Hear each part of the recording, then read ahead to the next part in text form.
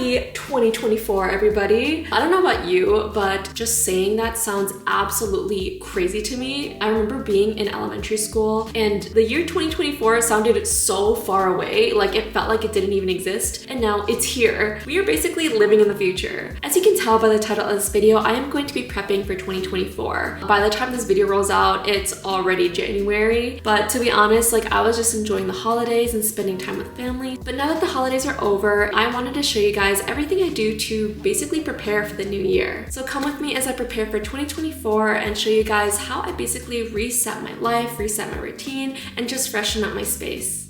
So the first thing on my list was to get some things for my room. If you guys have seen some of my other videos, you'll know that I had a whole room makeover last year. But it's been a couple of months and my room just needs a little bit of sprucing up. And I can't get over the IKEA showrooms. I spend so much time in them. This kitchen is so nice. I wish it was my kitchen. But anyway, after perusing the floor and honestly getting lost in the sauce, I finally found what I came here for. I have to go grab a cart because the pegboard is a little bit bigger than I expected.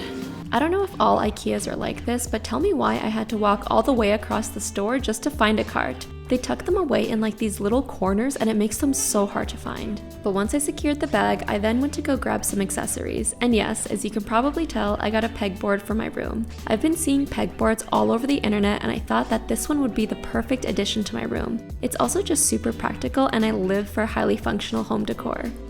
But of course, as IKEA usually does, they didn't include hardware for the pegboard. So here I am at Home Depot, so confused at what I needed to get. I spent so long there trying to figure out which screws to get because I didn't want to come back, and when I got home, my dad actually had the right ones the entire time. Probably should have asked him first, but you live and you learn. But once we measured everything and mounted the board, I could finally see my vision coming to life. Every year, I like to freshen up my physical space. I think that as we age and change with the seasons, so do our needs and aesthetics. I really believe that living and working in a place that suits your personality and makes you feel happy is the key to staying productive and motivated to do your best. I also think that surrounding yourself with positive energy and things that remind you to be grateful tremendously improve the quality of your life. Staying organized and clean is one of the ways that helps me maintain a positive energy at home. And some of you may be thinking, but Allison, I'm just not a neat and organized person. And to that I say, that is exactly who you've trained yourself to be. Oftentimes, we tell ourselves this narrative that because I have XYZ traits, that's how I'll be for the rest of my life and I can't change no matter how hard I try. But that is a mindset that keeps you stagnant in your growth as an individual. The reason why it's so hard to break bad habits is because we connect our identities to them.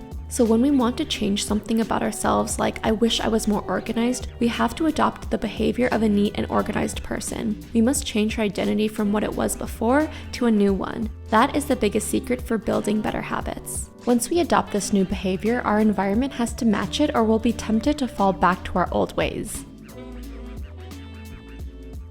And while I like switching up the style of my decor and adding new pieces, I also like to remove anything that is not contributing to my productiveness. I'm kind of embarrassed by this pile of boxes and trash that has been accumulating in my room, but hey, I'm sure I'm not the only one who does this, right? This was just after Christmas, hence the empty packages and wrapping paper. Again, not proud of this, but at least it's clean now. And speaking of Christmas, my mom was so kind enough to gift me all of these books. I got back into reading last year and I've made it part of my morning routine. I've been super into personal development and relationship books. I actually think the longer I've been out of school, the more into learning I am. I used to read so much as a kid, but as I grew up, having to do reading assignments for school made me kind of hate reading. But now, I love doing it on my own. Something about just sitting down to read a book makes me more focused and actually feel more relaxed. My goal this year is to finish all of these books and you guys will be holding me accountable. Again, going back to getting rid of things that no longer serve us, here I am pulling out some books to donate that I don't read anymore and will probably never read again. But I hope someone gets as much value from them as I did and that they continue to inspire minds. And this was my little bathroom organizer that I brought back from college. It was low-key kind of broken and just getting old, so I bought this new one that is a little bigger and more practical for all of my products. At the start of a new year, I like to evaluate every area of my life and see if there's something I can improve in them. It's the perfect time to try new items, routines, or habits. I think getting this little organizer is a good example of making things easy for yourself. Now that everything can fit properly and have a home, I can wash up with ease and not dread having to go brush my teeth at the end of the night.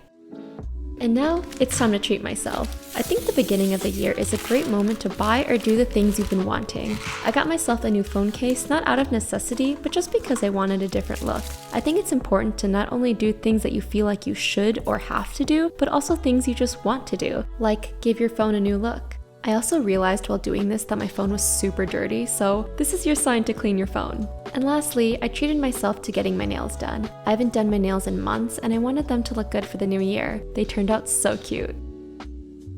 So now let's talk about the number one most important thing I do to prep for the new year, and that is setting goals. I actually just had a 2-hour-long conversation with my mom about this. We were talking about my goals for the future and what I hope to accomplish in like the next year. We even talked about things that I want to happen in the next 20 years, which was very scary and daunting. I don't know about you, but sometimes when I think about my future or I think about what I hope is gonna happen, I get kind of like down and I get kind of like anxious, like what I want to do and how am I gonna get there? Like how the heck am I going to live in an amazing home and make all this money? Like how is that even gonna happen? So to make things a little less scary, she had me break my goals down and create a business plan. You might be thinking like a business plan, that sounds kind of weird, but trust me on this when I say that whatever like you want to do in your life, whatever mission you have, you can put it into a business model and it'll just help clarify your vision, and it's a good way for you to like understand how exactly you're gonna do it. So I followed a template from the US Small Business Administration. I decided to go with the lean business model. This template basically covers what your business is, the problem you're trying to solve and how you're gonna solve it, your target market, and where the revenue and expenses will come from. So by writing out an actual plan, you're making something that seems intangible and super far away actually seem attainable and realistic. And creating a business plan like this also helps you see your end goal. So from there, you can work backwards and figure out what you need to do each year to get there. The next thing I do is create SMART goals, which are specific, measurable, achievable, relevant, and time-bound goals. I know the term SMART goals can be kind of annoying since it's used heavily in school, but I really like this system just because I think it's a great framework for setting achievable and realistic goals. Once I created my business plan, I went ahead and I wrote out all the goals that I wanted to accomplish in 2024. I think it's okay to brainstorm your ideas on the computer, but I really like writing my goals down on pen and paper at least once, just because it helps me visualize it better. When it's like concrete on like an actual thing I can touch and see, it makes it more believable for me. Then I'll actually go in it and revise my affirmations. Like the SMART goals, your affirmations should also be specific, measurable, achievable, relevant, and time-bound in order for them to be effective. I started doing affirmations a few months ago and I've actually been noticing pretty amazing results. I was like kind of skeptical of doing them at first because I'm like, how much can thinking about something and talking about it like actually make it happen? But it actually works, like it's crazy. But now that it's been a little bit, I want to go back and revise them because life changes. And so naturally our goals and our ambitions will naturally change and evolve over time. So the last thing I do when I create my goals for the new year is that I make a new vision board. I also made it my laptop wallpaper so I see it all the freaking time. It's also really important to use pictures that are as close and specific to your actual vision as possible. Because since you're going to be looking at it constantly, you want to make sure that it accurately represents your ideal future. Some people like to do actual vision boards, so they'll cut out pictures from magazines or cut out pictures from the internet and put that on an actual board. I really like to have it on my computer though. And the great thing about doing it on my computer is that if I ever want to add pictures or change something, I can easily do that because it's online. And that is how I prep for the new year. I am so excited for 2024 and I hope you guys are too. I just want to give a huge thank you to all of you who found my channel this year and have been supporting me. It really, really means a lot and I actually wouldn't be here without any of you. So thank you. Cheers to 2024 and I'll see you guys next time. Bye!